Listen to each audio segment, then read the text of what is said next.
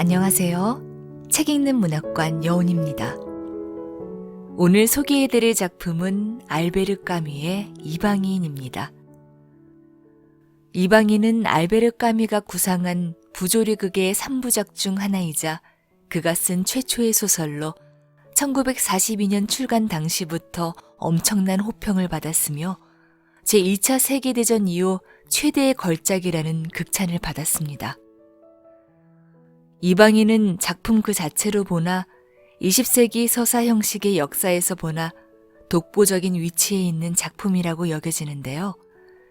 당시 29살의 젊은 나이의 알베르 까뮈를 세계적 작가의 반열에 올려놓고 1957년 노벨 문학상의 영예를 안겨주기도 했지요. 인간이 처한 실존과 정의의 문제를 제기하며 사르트르와 함께 실존주의 문학의 선구자로 불린 알베르 까뮈는 이방인을 통해 인생과 세계의 부조리한 모습을 보여줬습니다. 책은 1부와 2부로 나뉘어 진행되는데요. 제1부는 18일 동안 연속적으로 전개되는 메르소의 욕망과 즉흥적인 행동을 서술하며 제2부는 이 즉흥적인 욕망과 행동에 대한 재판 과정이 담겨 있습니다. 까뮈는 자신을 둘러싼 모든 것들에서 철저하게 소외된 작중 화자인 메르소의 삶, 죽음에 이르러서야 자기 자신과 세계를 마주하게 되는 화자의 모습을 통해 억압적인 관습과 부조리 속에서 살아가는 고독한 현대인의 초상을 드러냅니다. 우리 사회에서 당연하게 여기는 도덕과 관습을 따르지 않는 주인공 메르소의 행동 때문에 난해한 작품이라는 평가를 받기도 했던 이 소설은 몸과 마음이 요구하는 대로 살다가는 이방인 취급을 받게 된다는 우리 사회의 팽배해 있는 부조리를 날카로운 시선과 유려한 문장으로 보여주고 있지요. 알제에서 선박중개인 사무실 직원으로 일하는 주인공 메르소는 양로원에 있던 어머니가 돌아가셨다는 전보를 받고 장례를 치르고 돌아옵니다. 바로 다음 날 평소에 호감을 갖고 있던 여자와 유쾌한 영화를 보고 해수욕을 즐기며 사랑을 나누게 되는데요. 한편 아는 사람이 거의 없던 메르소는 같은 아파트에 사는 레몽과 친해지고 레몽은 변심한 애인을 괴롭히려는 계획에 메르소를 동참하게 합니다. 메르소는 레몽과 함께 해변으로 놀러 갔다가 레몽을 미행하던 아랍인들과 마주치는데 그들과 싸움을 벌이던 중에 레몽이 다치게 됩니다. 메르소는 답답함을 해소하기 위해 산책을 나갔다가 그곳에서 우연히 레몽을 찔렀던 아랍인과 만나 자신도 모르게 지니고 있던 권총의 방아쇠를 당기게 됩니다. 메르소는 우발적 살인을 저지른 뒤 살인죄로 사형을 언도받는데요. 변호사와 재판관, 사제 등 그를 돕고자 하는 누구도 그를 온전히 이해하지 못하고 이방인 취급을 받게 됩니다. 오늘 제가 낭독해드릴 부분은 메르소가 어머니의 장례를 치르는 소설의 첫 장입니다. 편안하고 즐거운 시간 되세요. 구독과 좋아요는 사랑입니다.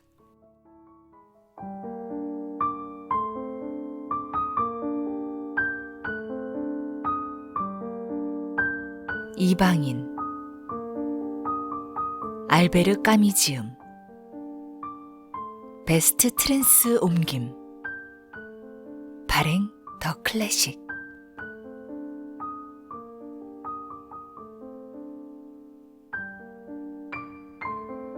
오늘 엄마가 죽었다. 아니, 어쩌면 어제였는지도 모른다. 양로원으로부터 전보를 받았다. 모친 사망, 내일 장례식, 근조.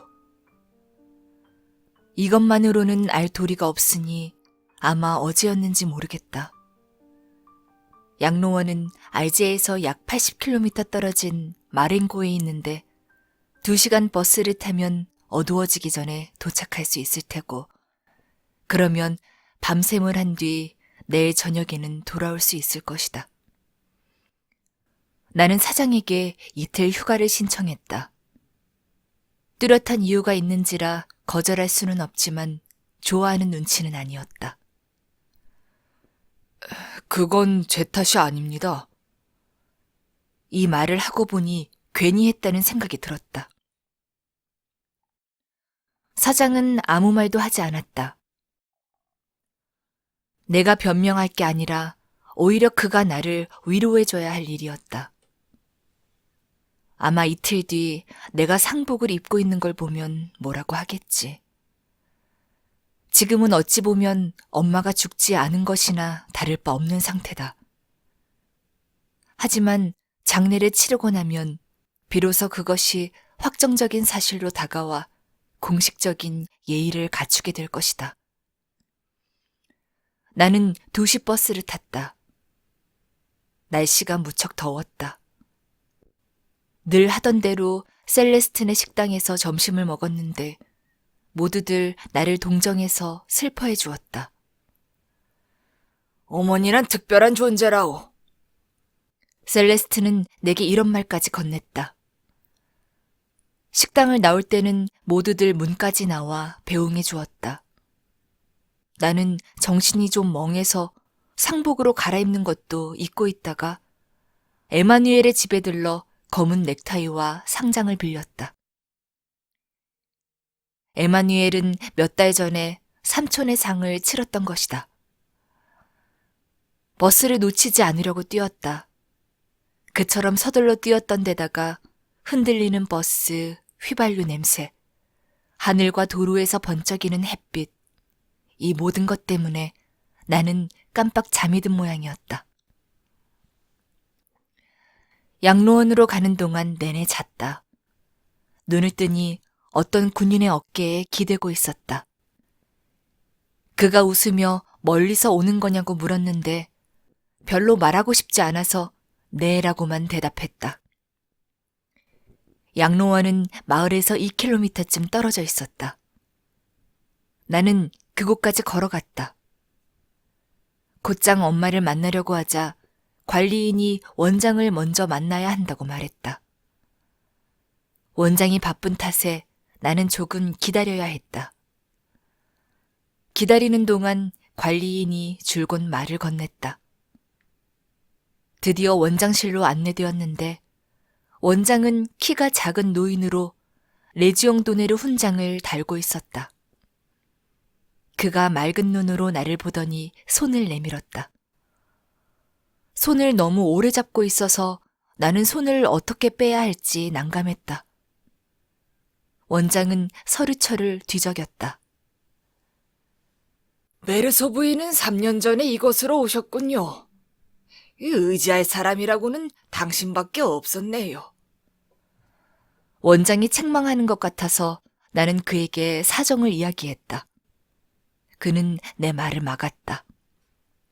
그럴 필요 없어요, 젊은이. 당신 어머니 서류를 읽어보았어요. 당신은 어머니를 부양할 수가 없었더군요. 어머님을 돌봐줄 사람이 필요했지만 수입도 넉넉하지 못했고, 그러니 어머니께서는 여기에 계시는 편이 더욱 행복하셨을 겁니다. 그렇습니다, 원장님. 하고 나는 말했다.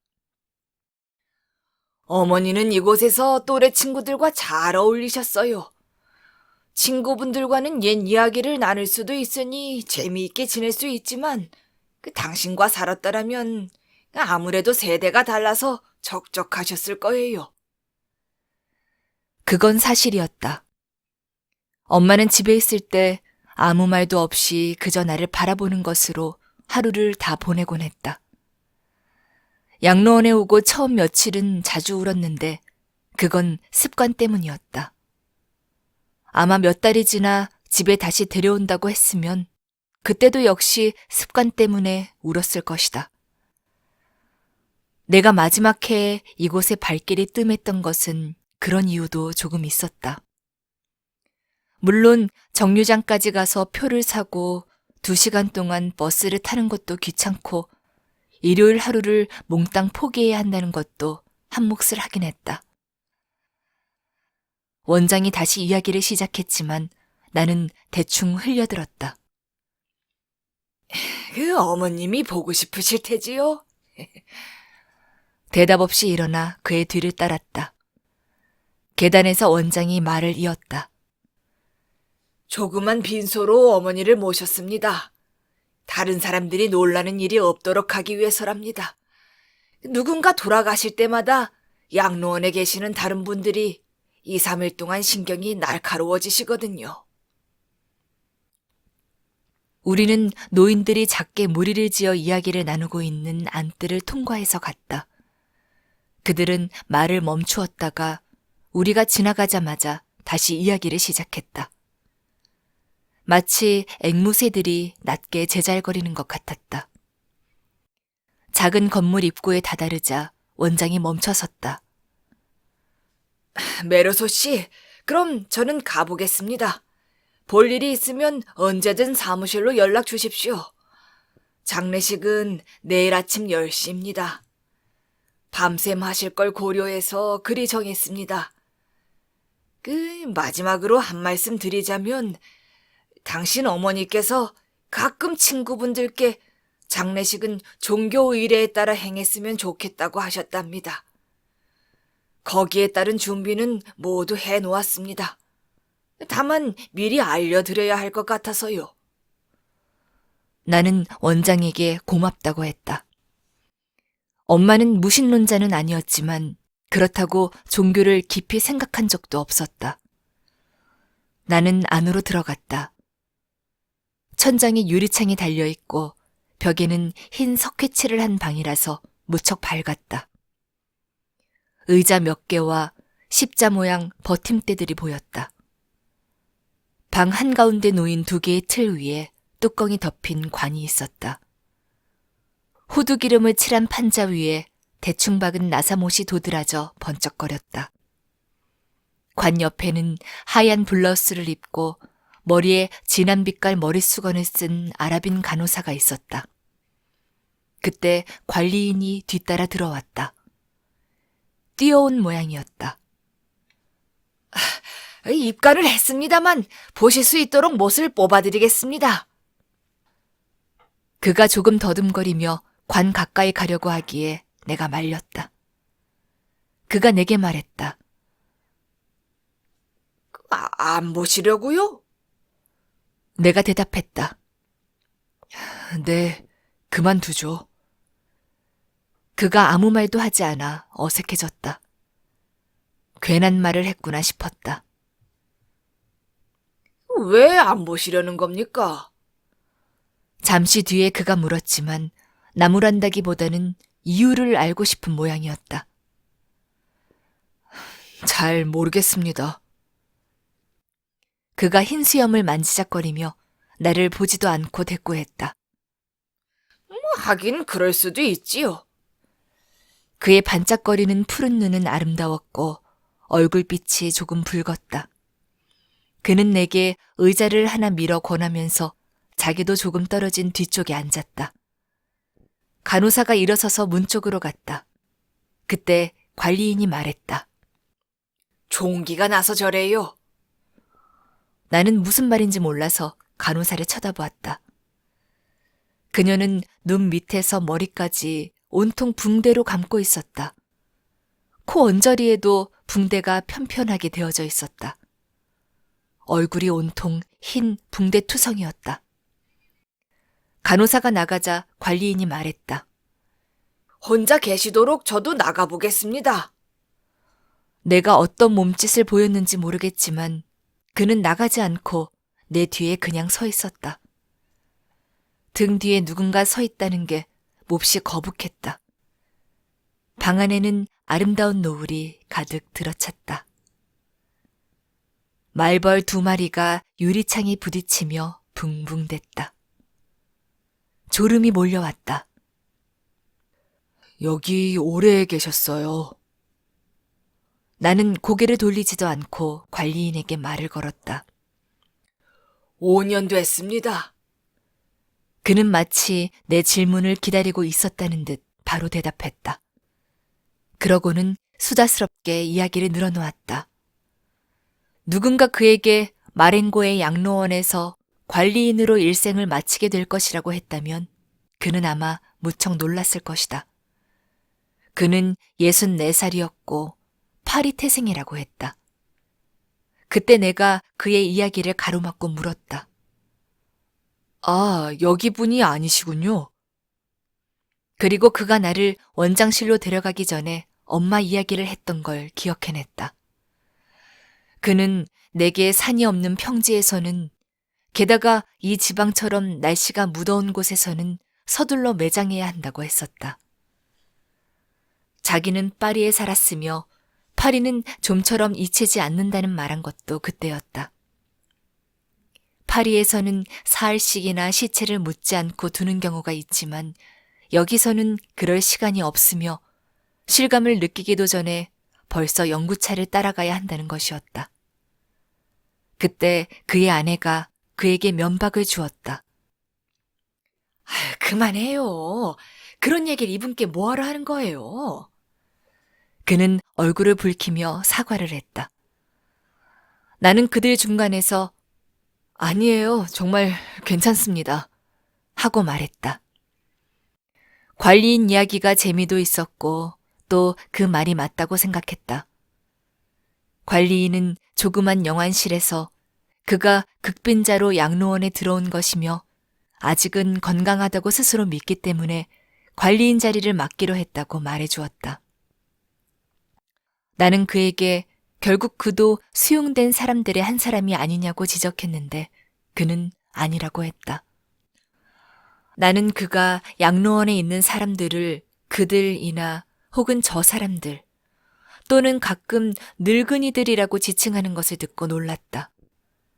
수용된 사람들 중에는 그보다 나이가 적은 사람들도 있었기 때문이다. 그러나 물론 그건 다른 문제였다. 그는 관리인이기 때문에 어느 정도 권리를 갖고 있었다.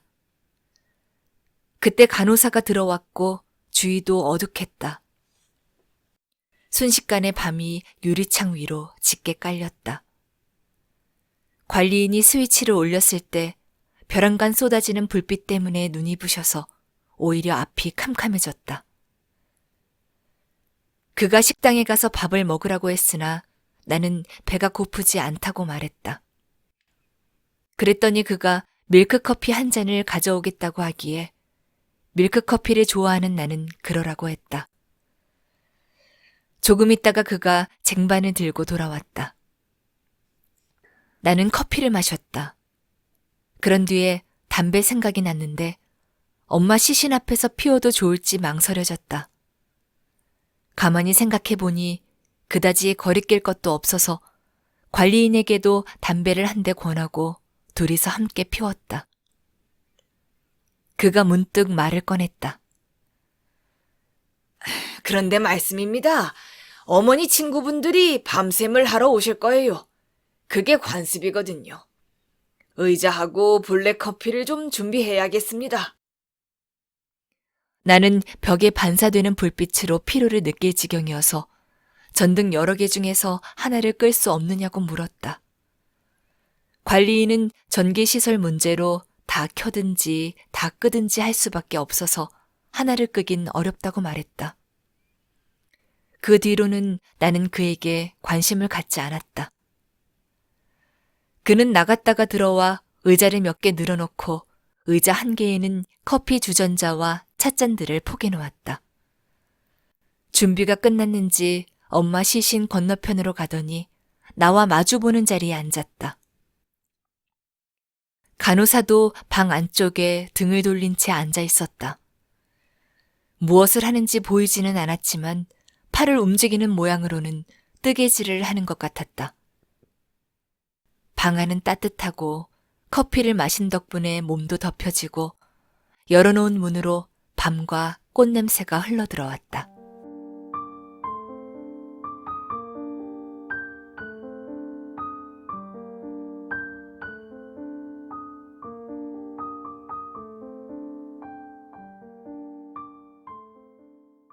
나는 잠깐 졸았던 모양이다.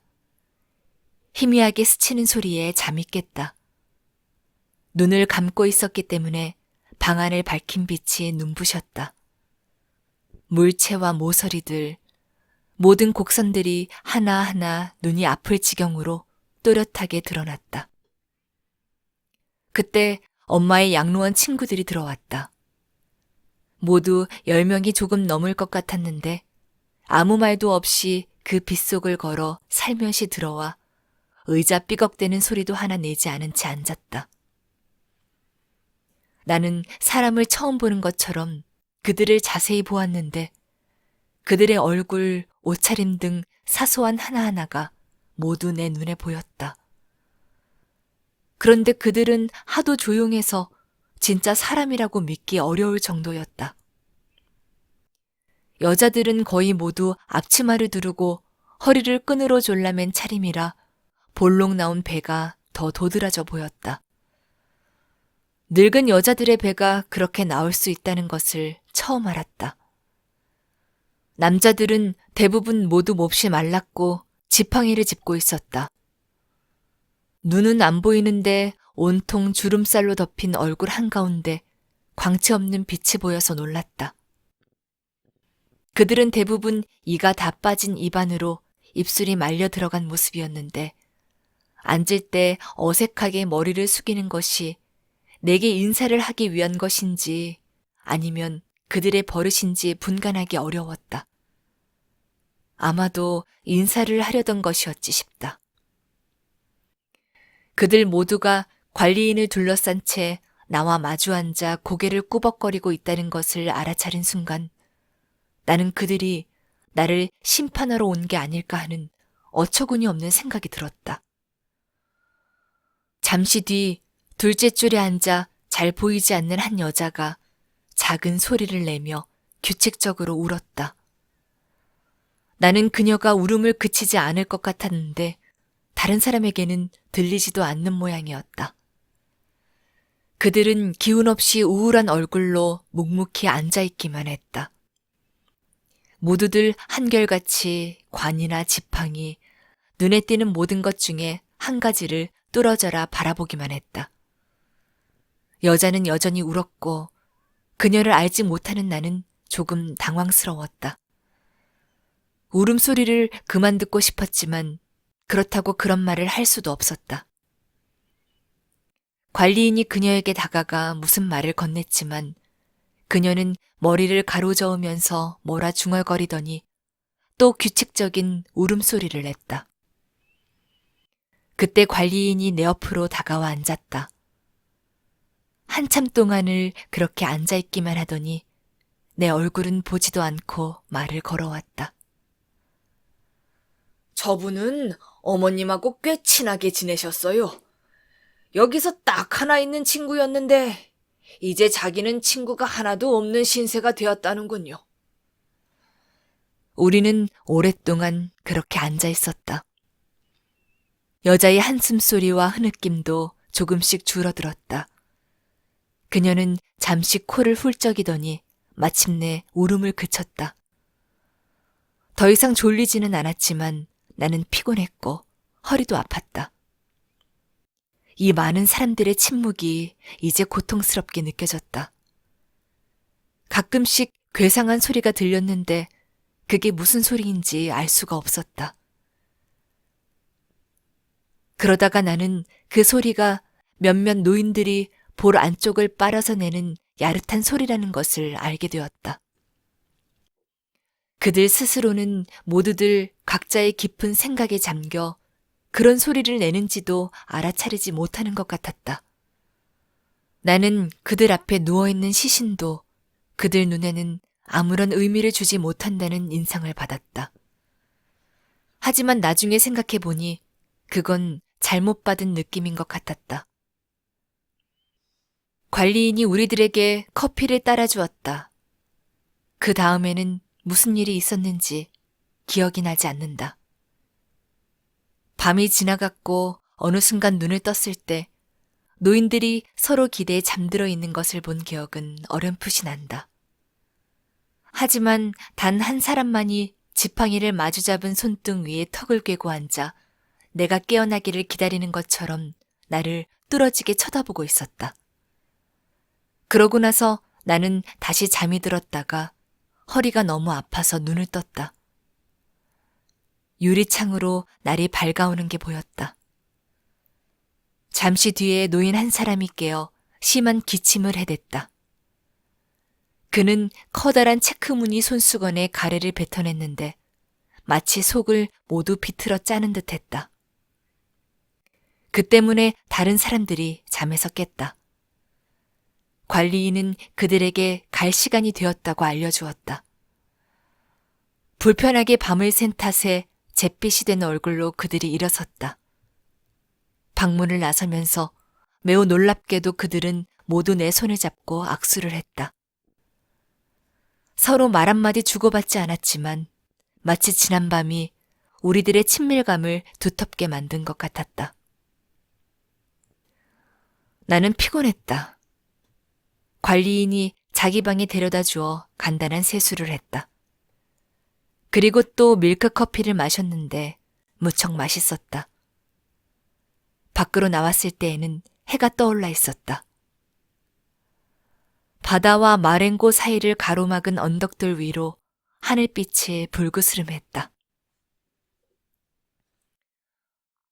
언덕 위로 불어오는 바람에는 소금기가 실려 있었다. 아름다운 하루가 막 시작되려는 참이었다. 나는 오랫동안 야외에 나가본 일이 없었다. 엄마 일만 아니었으면 산책하기에 딱 좋겠다는 생각이 들었다. 안뜰에 있는 플라타너스 아래에서 기다렸다. 신선한 흙냄새를 들이마셨더니 더 이상 졸리지 않았다. 사무실 동료들 생각이 났다. 지금쯤 그들은 출근하려고 막 일어났을 것이다. 나는 늘 그때가 제일 힘들었다. 그런 생각에 좀 더 빠져보려 했으나 건물 안에서 울리는 종소리에 생각이 흩어져 버렸다. 창문 뒤에서 한참 동안 시끄러운 소리가 나더니 곧 조용해졌다. 해는 하늘로 더 높이 올라갔고 햇볕은 내 발을 뜨겁게 내리쬐었다. 관리인이 마당을 가로질러 오더니 원장이 찾는다는 말을 전해주었다.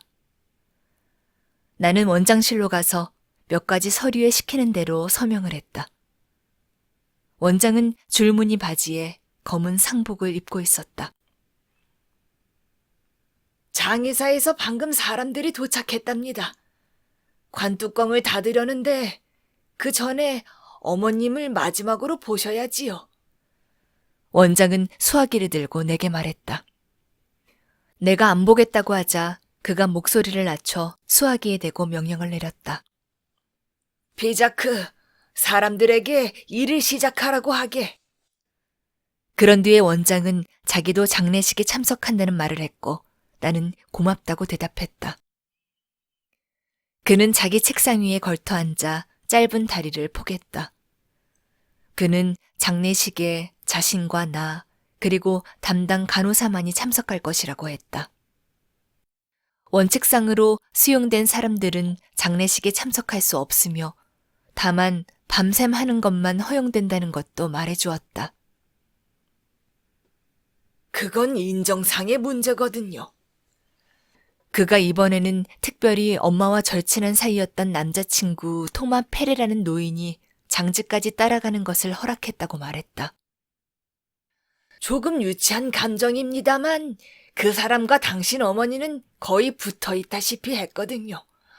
여기 사람들이 당신 약혼 여고만 하고 페레를 놀리면 그는 그저 웃곤 했어요. 그게 그들에게는 큰 즐거움이었답니다. 그러니 메르소 부인이 돌아가신 게 그에게는 엄청난 슬픔이겠지요. 나는 그가 장례식에 참석하는 걸 막아야 된다는 생각을 할 수가 없었어요. 하지만 왕진 오는 의사의 충고대로 어제 밤샘 하는 것만은 막았답니다. 원장이 빙그레 웃으며 말했다. 우리는 오랫동안 말이 없었다. 원장이 일어서서 창밖을 내다보았다. 마렌고 신부님이 벌써 오시네요. 꽤나 일찍 오셨습니다. 원장은 마을 안에 있는 성당으로 가려면 적어도 45분은 걸린다고 말했다. 우리가 내려가니 건물 앞에 사제와 복사 아이 둘이 있었다. 그중 한 아이가 향로를 들고 있었고 사제는 은줄의 길이를 조절하느라 아이에게 몸을 굽히고 있었다. 우리가 그 앞을 지나자 사제는 허리를 펴고 나에게 내 아들이라고 부르며 몇 마디 말을 건넸다. 그러고는 안으로 들어갔고 나도 그 뒤를 따랐다. 못이 박힌 관과 검은 옷을 입은 인부 4사람이 방에 있는 것을 보았다. 원장이 내게 연구차가 길에서 기다리고 있다는 말을 하자 신부의 기도가 시작되었다. 그 뒤로 모든 일이 빠르게 진행되었다. 인부들이 덮을 천을 들고 관 앞으로 다가갔다. 사제와 복사들, 나와 원장은 밖으로 나왔는데 처음 보는 여자가 서 있었다. 원장이 나를 그 부인에게 소개했다. 메르소 씨입니다. 이름은 듣지 못했지만 그녀가 담당 간호사라는 것을 알 수 있었다. 그녀는 미소도 짓지 않은 채 바짝 마르고 길쭉한 얼굴을 숙였다. 우리는 관이 지나갈 수 있도록 옆으로 비켜섰다. 우리가 인부들 뒤를 쫓아 양로원을 나서니 연구차가 문 앞에 서 있었다. 니스칠을 해서 번쩍이는 직사각형 차는 필통을 생각나게 했다. 차 옆에는 키가 작고 우스꽝스러운 옷을 입은 장례 진행자와 몸이 조금 불편해 보이는 노인이 한 명 서 있었다. 나는 그가 페레시라는 것을 알 수 있었다. 그는 위쪽이 동그랗고 태가 넓은 모자를 쓰고 있다가 관이 문을 지날 때 그것을 벗었다. 구두 위로 늘어진 바지와 커다란 흰 칼라가 달린 셔츠에 지나치게 작은 검정 넥타이를 메고 있었다. 주근깨가 가득한 코 밑에 있는 입술이 바르르 떨렸다. 수치 없는 흰 머리카락 사이로 가장자리가 일그러지고 늘어지기까지 한 이상스런 모양의 귀가 보였는데 창백한 얼굴과 피처럼 붉은 귀가 무척 대조되었다. 장례 진행을 맡은 사람이 우리에게 자리를 정해주었다. 사제가 맨 앞에, 그 다음이 연구차, 그 주위로 인부 4명과 뒤를 이어 원장과 나, 마지막으로 담당 간호사와 페레시가 뒤따르기로 했다.